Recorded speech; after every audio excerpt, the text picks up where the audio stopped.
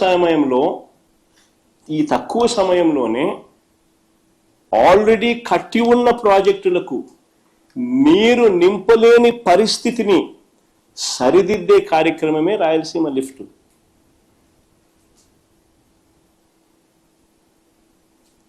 ఎన్ని అధిగమించి ఇప్పుడే పరిస్థితి 20 రోజులు 30 రోజులు రావడంలో నీళ్లు, మరోవైపున ఈ పరిస్థితి రోజుకి 8 టీఎంసీలు నీళ్లు శ్రీశైలం నుంచి ఖాళీ అవుతా ఉన్న పరిస్థితి, అయ్యబోయే పరిస్థితి.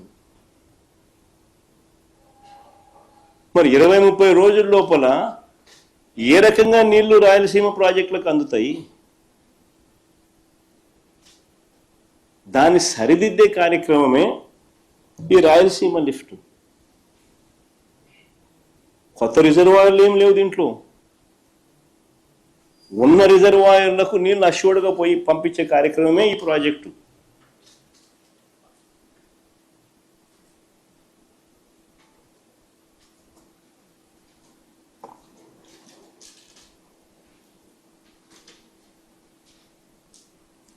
అసలు వాస్తవం ఏంటంటే పాలకులుగా అటువైపు తెలంగాణ కానివ్వండి, ఇటువైపున ఆంధ్ర కానివ్వండి, అందరం ఒకటే భాష మాట్లాడతాం, అందరం అన్నదమ్ములము.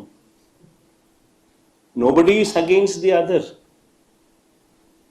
తెలంగాణ ప్రాంతంలో వాళ్లకు నష్టం చేయాలని జగన్ ఏ రోజు ఆలోచన చేయడు, తపన పడడు, తాపత్రయపడడు. అయితే మా ప్రాంతంలో ఉన్న మా వాళ్ళకు మాత్రం నష్టం జరగకుండా చూసుకునే కార్యక్రమం కూడా చేయడం మా ధర్మం.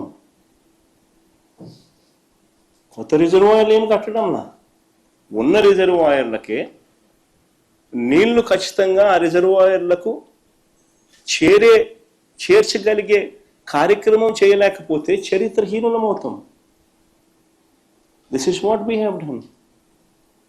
దీంట్లో ఒక ఎమోషనల్ డ్రామాస్ ప్లే చేసి భావోద్వేగాలను రెచ్చగొట్టి ఇరు ప్రాంతాల ప్రజలకు మధ్య గొడవలు క్రియేట్ చేసే కార్యక్రమము పాలకులుగా ఉన్న కొంతమంది చేస్తూ ఉన్నారు.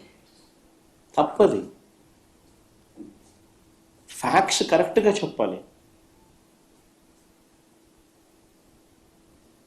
కరెక్ట్గా చెప్పినప్పుడు ప్రజలైనా అర్థం చేసుకుంటారు. అందరం అన్నదమ్ములుగానే ఉన్నాం, అందరం అన్నదమ్ములుగానే కలిసిమెలిసి ఉన్నాం, కలిసిమెలిసి పెరిగినాం కూడా.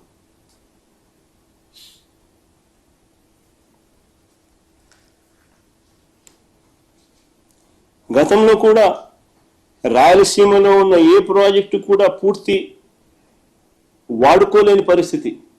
ఆశ్చర్యం ఏంటంటే చంద్రబాబు నాయుడు గారు అనే వ్యక్తి ముఖ్యమంత్రిగా నా 40 years ఇండస్ట్రీ అంటాడు, 15 ఏళ్ళు ముఖ్యమంత్రి చేసినాడు, ఇప్పుడు మళ్ళా దాదాపు ఇప్పుడు 17 ఏళ్ళు అవుతుంది. అసలు ఇన్ని సంవత్సరాలు ముఖ్యమంత్రిగా చేసిన వ్యక్తి ఆశ్చర్యకరమైన పరిస్థితి ఏంటంటే రాయలసీమలో ఉన్న రిజర్వాయర్లను కనీసం ఫుల్ కెపాసిటీలో నీళ్లు నింపుకోలేని పరిస్థితి.